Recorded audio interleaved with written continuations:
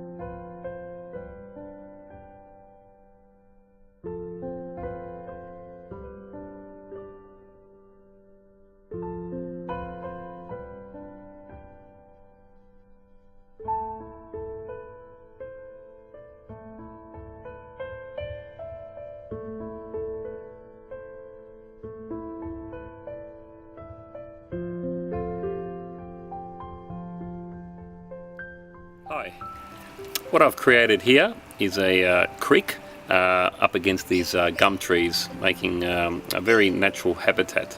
Advantages that provides a lot of shade, so the water remains quite cool, especially for the species of fish that we have here. But unfortunately we get a lot of twigs and leaves that fall in.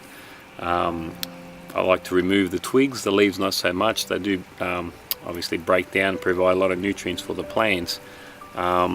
There's obviously a tunnel system that you've seen that we walk over and the water passes through, but you know, with volcanic rocks on both sides, different types of aquatic vegetation and marginal plants.